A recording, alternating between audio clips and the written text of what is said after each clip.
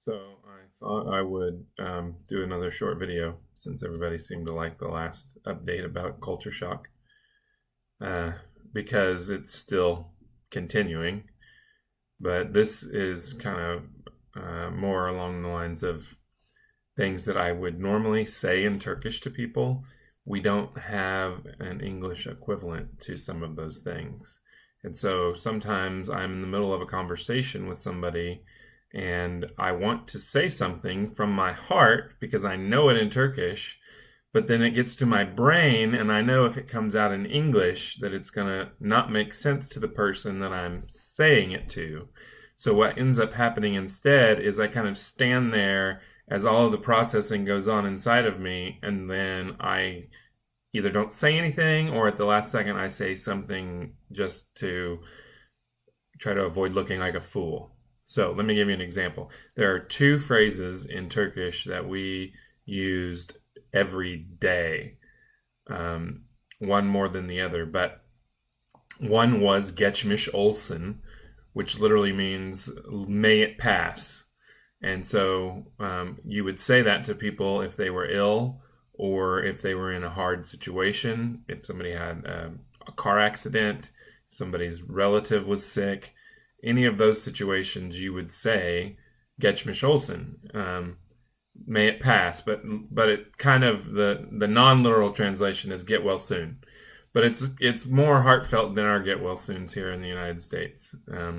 But we use it a lot in Turkey. And so if somebody isn't feeling well, that's what we would say. So yesterday I was volunteering at the middle school, and I heard one of the teachers talking about having a pinched nerve and her arm being numb and being uncomfortable and in pain. And I had said to her, it sounds like you're not feeling well. And then she says that to me, and then my heart wants to respond by saying geçmiş olsun. And so I stood there processing that whole thing, and then I said, "Oh, I'm really sorry." So, but I'm really sorry just doesn't have the same impact as geçmiş olsun does. And so my mind and heart are still kind of racing to go to what I'm so used to saying. The other one that we use more common than geçmiş olsun is kolay gelsin. And that means may it go easy.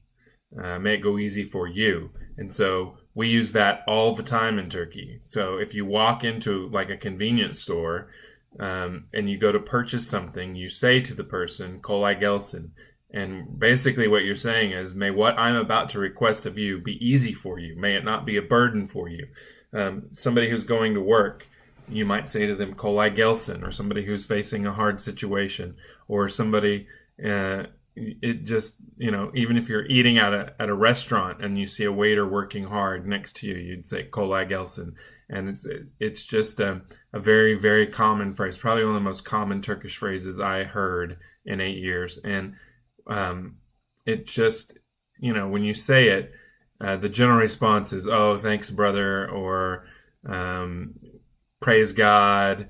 They're just very grateful. So, I'm always wanting to say that too. Not just when I enter a store, but when I see somebody doing something, carrying a box or moving things around. Yesterday, again, volunteering at the high school, the custodians were working really hard to keep the school clean on the first day of school.